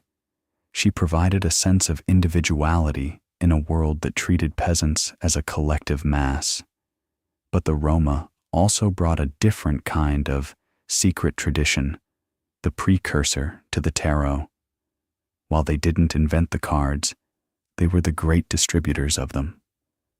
They used playing cards and early tarocchi decks as visual aids for their storytelling, weaving complex narratives of love, betrayal, and sudden wealth. They were the ones who realized that people didn't just want to hear their future, they wanted to see it. The cards provided a theater for the unknown. This was a direct threat to the church's monopoly on the word.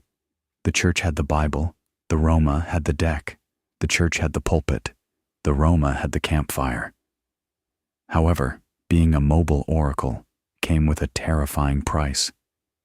The Roma were the ultimate pattern interrupt in the state's desire for control. Because they moved, they couldn't be taxed, they couldn't be easily policed, and they couldn't be forced into the church's rigid social categories. The reaction from the authorities was brutal. Laws were passed across Europe that made it a crime to even speak to a Roma person. In England, under the Egyptians Act of 1530, simply being Roma was enough to be expelled or executed. Fortune-telling was used as the primary legal pretext for their persecution. The state framed their divination not as a spiritual gift, but as vagrancy and deception. They were accused of stealing children and livestock through magic, the same tired tropes used against the cunning folk, but amplified by racial prejudice. There is a specific open loop in the Roma tradition that historians still struggle to close, the Drabardi's code. They had a strict internal rule: never tell the fortunes of their own people. Divination was a service for the Gaggia, the outsiders. Why? Perhaps because they knew the psychological weight of the future was too heavy to carry within a small nomadic family. Or perhaps because they understood that fortune-telling was a performance of power, a way to negotiate with a hostile world. By telling a nobleman's fortune, a Roma woman was, for a few minutes, his superior. She knew what he did not. She held his hand, and with it, his confidence. It was a subtle, dangerous form of resistance. The Roma survived centuries of attempted genocide and systemic exclusion because their business of fate was too popular to kill. Even the magistrates who signed the expulsion orders would sneak out to the caravans at night to ask about their health or their rivals. The Roma provided the exotic mystery that the sanitized, increasingly clinical world of the Renaissance was beginning to lose. They kept the ancient whispers alive by moving them. When the fires of the Inquisition got too hot in one town, the Roma just packed up their wagons and took the secrets to the next. As we look at the image of the fortune teller today, the scarves, the jewelry, the cards, the mysterious gaze, we are looking at a Roma creation. They codified the aesthetic of the occult. But beneath the colorful skirts and the silver coins was a history of incredible resilience. The Roma Drabardi were the ultimate entrepreneurs of the unseen. They turned the road into a classroom and the palm into a ledger. They proved that as long as you are moving, the state can never truly catch your soul. But the world was changing.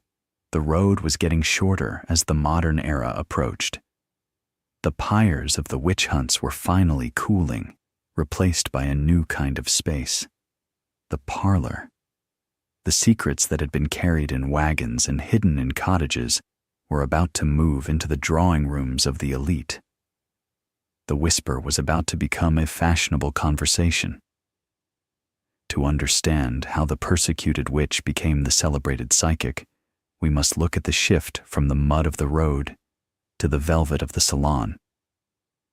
The smoke that had hung over the village squares for 300 years began to dissipate, leaving behind a continent scarred and weary of its own shadows. As the 18th century dawned, the era of the great pyres was coming to an end. But the end of the executions did not mean the end of the seer. It meant a metamorphosis. The knowledge that had been whispered in mud-walled cottages and hidden beneath floorboards was about to undergo a startling rebranding. It was moving out of the darkness of the woods and into the gilded, candlelit elegance of the parlor. The persecuted witch was being reinvented as the fashionable mystic, and the whisper of the future was about to become the most sought-after entertainment in the courts of Europe. This transition was driven by a fundamental shift in the European mind, the Enlightenment. On the surface, this was an age of reason, logic, and scientific inquiry.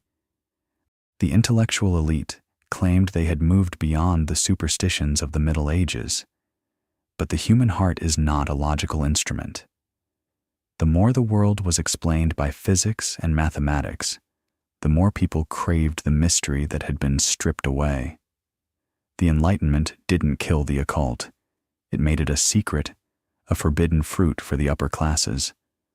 Fortune-telling was no longer a crime of the desperate. It was a flirtation for the bored.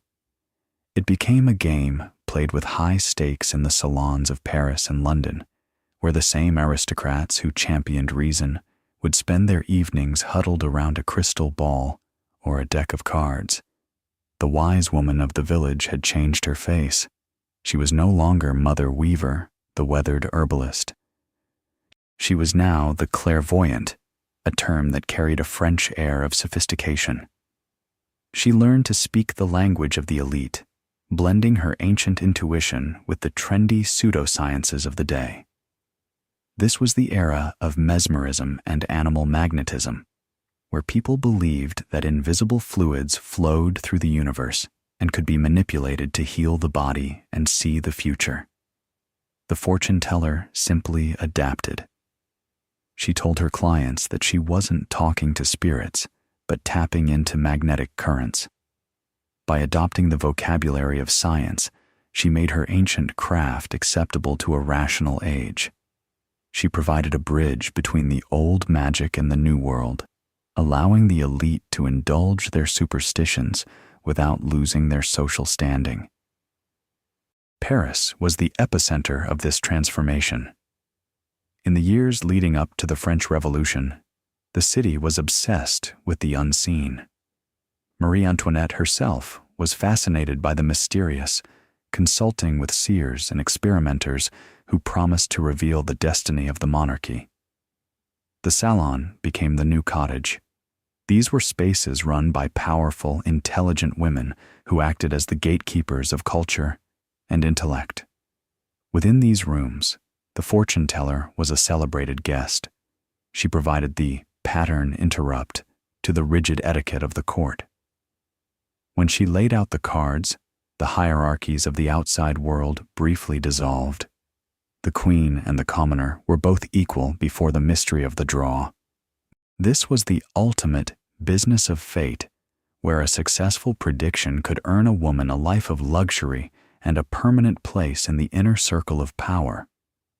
It was during this period that the tarot underwent its most significant evolution. For centuries, it had been a fragmented underground tradition, but in the late 1700s, a French occultist named Atala published the first structured guide to using the cards specifically for divination. He didn't just use them for games, he gave them a narrative. He claimed they were the Book of Thoth from ancient Egypt, tapping into the same ancient echo we explored earlier. Atala's work codified the tarot, giving every card a specific meaning and every spread a logical flow. He turned a folk practice into a system. This was the professionalization of the occult. Now, anyone with the book and the deck could claim to be a seer.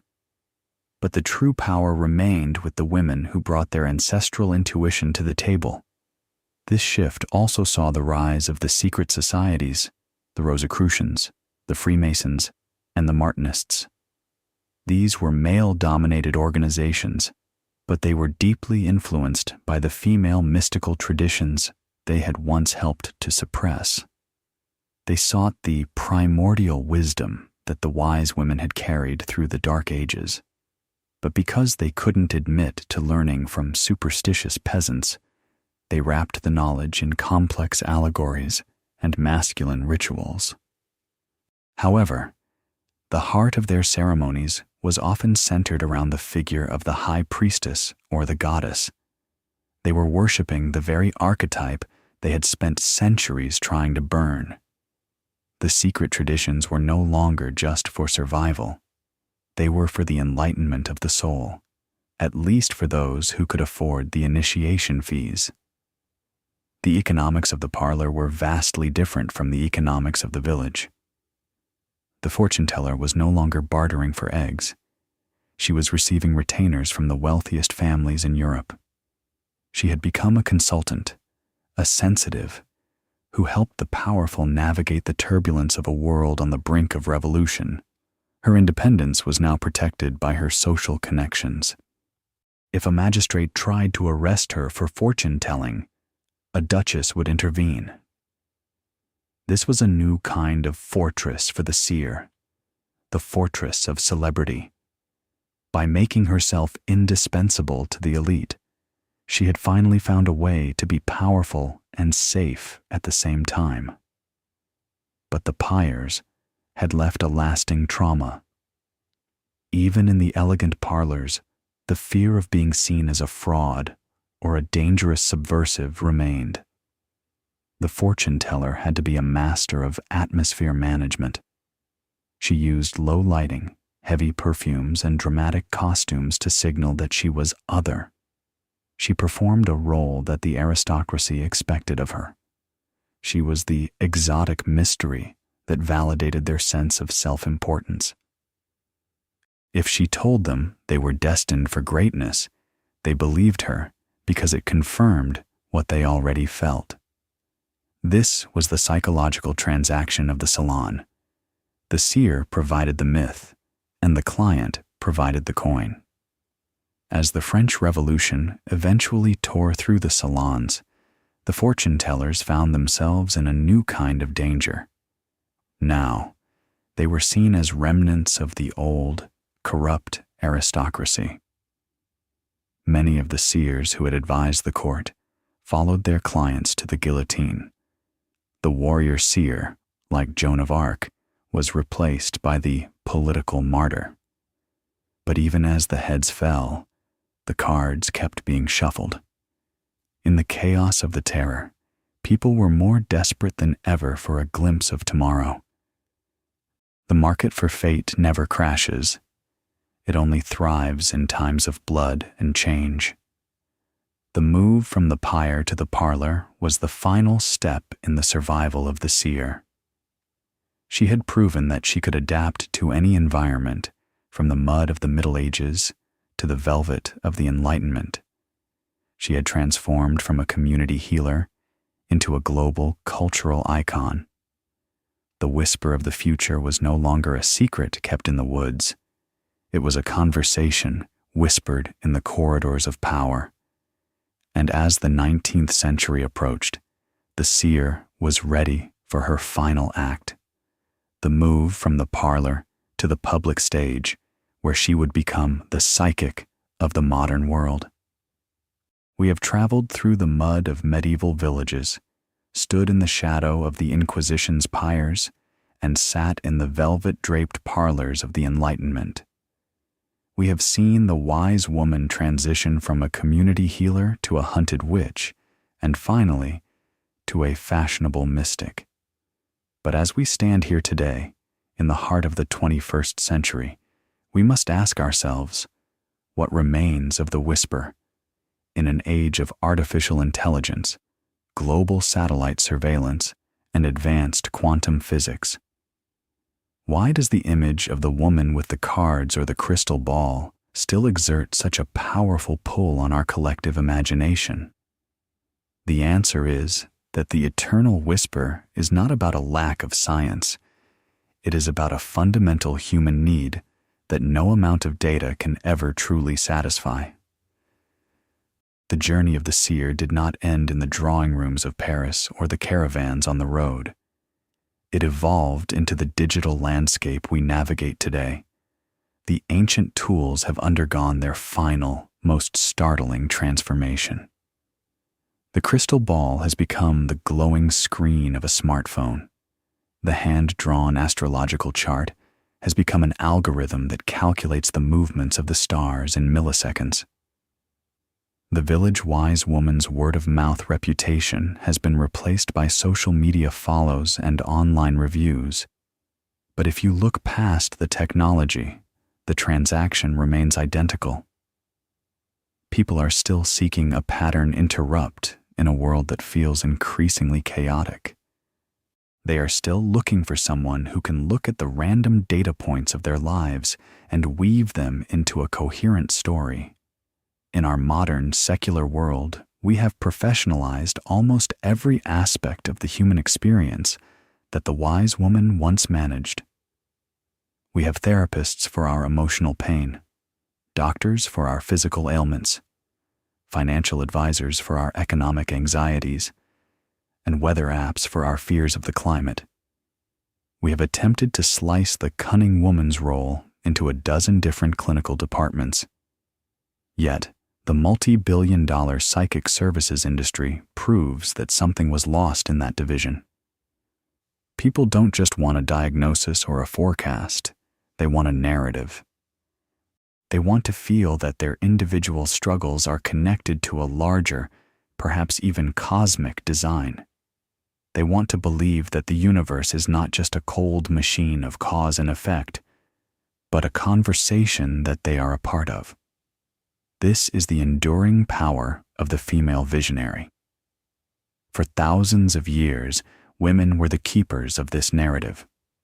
They were the ones who bridged the gap between the mundane and the mysterious. When the official institutions of power, the church, the state, the university, tried to claim a monopoly on truth. It was the women on the fringes who maintained the outside knowledge. They reminded us that there are things that cannot be measured, things that can only be felt or sensed. The modern resurgence of interest in tarot, astrology, and witchcraft among young women today is not a step backward into superstition. It is a reclamation of this ancient authority. It is an insistence that intuition is a valid form of intelligence and that the personal is indeed spiritual. We must also recognize the profound debt we owe to the women who whispered the future when the world was trying to silence them.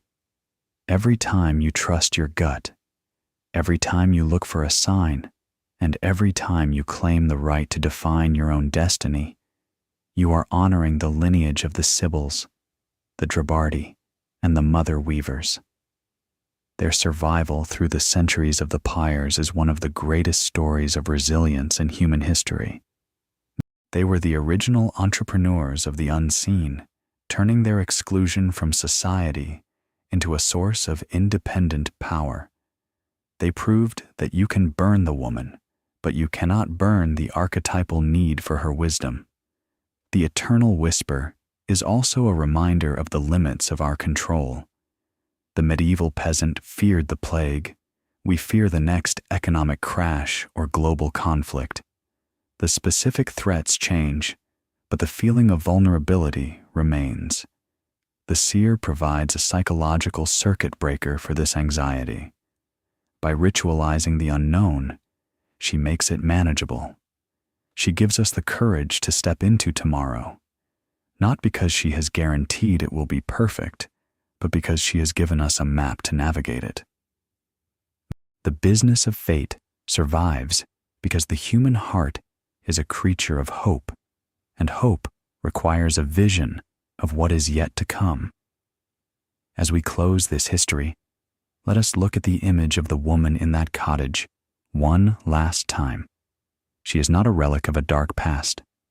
She is a mirror of our eternal selves. She represents the part of us that refuses to be governed by fear alone. She is the voice that says, "I see you. I know you are afraid. But look here. At the water, at the cards, at the stars, there is a pattern. You are not alone." This is the ultimate service of the fortune teller. It is a work of compassion, a work of storytelling, and a work of radical presence. To the skeptics who say it is all a trick, all a cold read, all a manipulation of the vulnerable, we must say, perhaps. But we must also ask why the trick has worked for 4,000 years across every culture on earth. There is a truth in the theater. There is a reality in the ritual.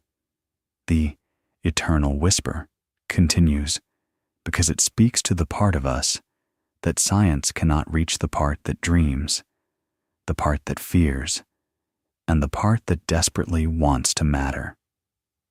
As this documentary comes to its end, the invitation is for you to listen to your own whispers.